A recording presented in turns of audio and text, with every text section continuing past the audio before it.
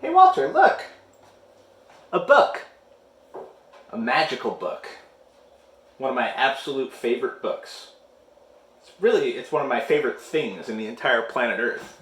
This is Harold and the Purple Crayon by Crockett Johnson. And if you've never heard this story before, get ready to go on an adventure. Let's dive in. You ready, Walter? Harold and the Purple Crayon by Crockett Johnson. One evening, after thinking it over some time, Harold decided to go for a walk in the moonlight. There wasn't any moon, and Harold needed a moon for a walk in the moonlight, and he needed something to walk on.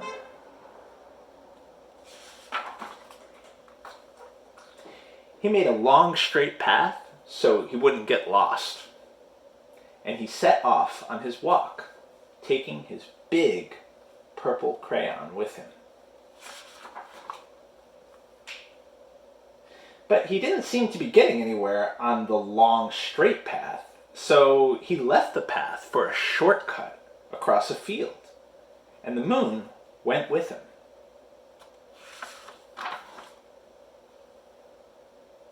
The shortcut led right to where Harold thought a forest ought to be.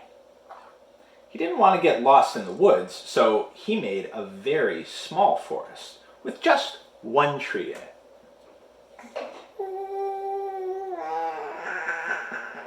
Yeah? You like his tree? I do too. I wouldn't mind sitting down for a rest under his beautiful tree. Never mind resting. It turned out to be an apple tree. The apples would be very tasty, Harold thought, when they got red. Should we count how many apples are in his tree? Ready? You want to count with us? 1, 2, 3, 4, 5, 6, 7, 8, 9, 10, 11, 12, 13, 14, 15, 16, 17 apples in his tree. Yum. So, he put a frightening dragon under the tree to guard the apples. It was a terribly frightening dragon. It even frightened Harold. He backed away. His hand, holding the purple crayon, shook. You want to shake your little hand too? Ooh. Suddenly, he realized what was happening. But by then, Harold was over his head in an ocean. I told you there would be a lot of adventure in this book. He came up thinking fast, and in no time, he was climbing aboard a trim little boat.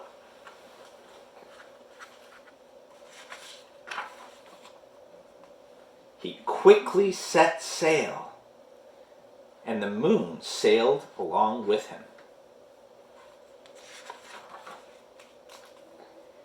After he had sailed long enough, Harold made land without much trouble. He stepped ashore on the beach, wondering where he was. I like the anchor he drew to hold his boat in place. The sandy beach reminded Harold of picnics, and the thought of picnics made him hungry. So, he laid out a nice, simple picnic lunch. Just something simple, nothing too fancy. There was nothing but pie. This is why I really love Harold. He and I are like kindred spirits. But there were all 9 kinds of pie that Harold liked best. Nice. When Harold finished his picnic, there was quite a lot left. He hated to see so much delicious pie go to waste.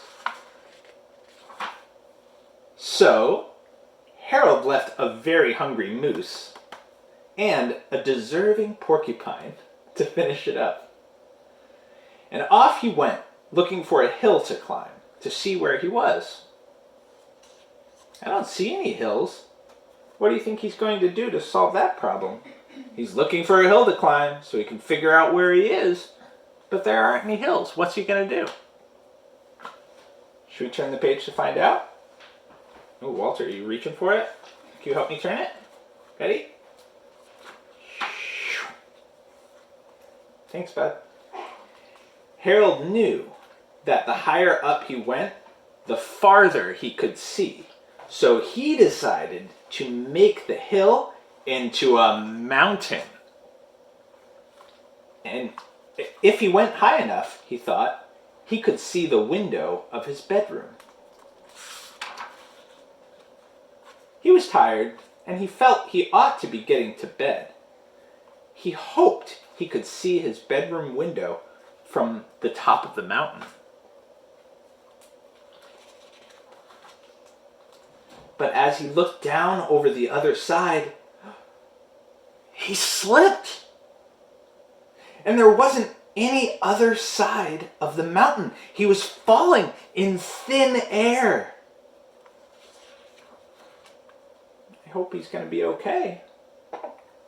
Luckily, he kept his wits and his purple crayon. Whew!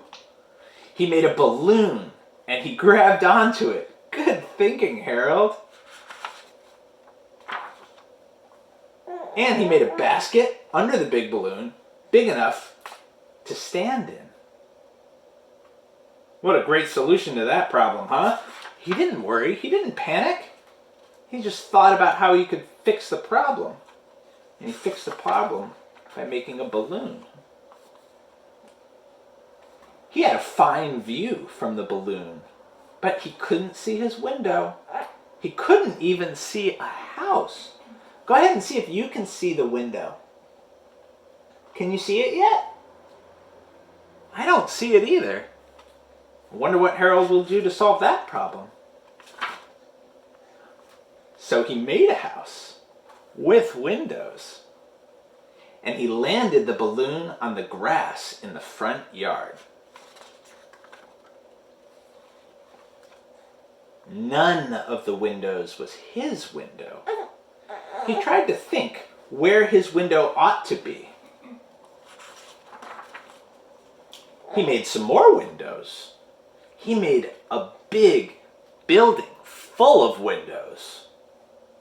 See how he climbs up higher and higher so he can draw in more rows of windows? Whoa! He made lots of buildings full of windows. He made a whole city full of windows. So many details. He's quite the artist. But none of the windows was his window. He couldn't think where it might be.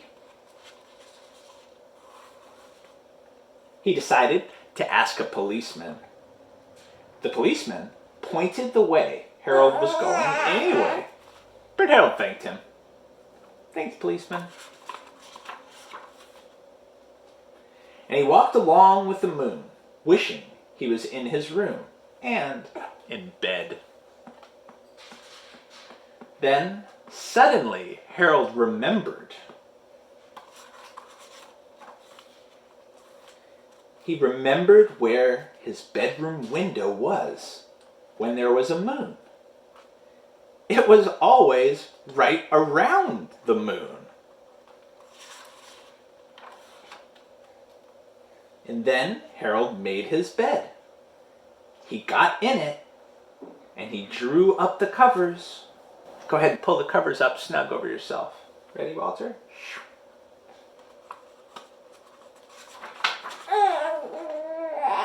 The purple crayon dropped to the floor, and Harold dropped off to sleep.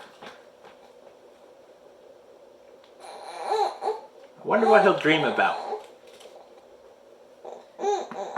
From the sounds of it, I think that Walter's starting to get a little grumpy and ready for a nice sleep himself.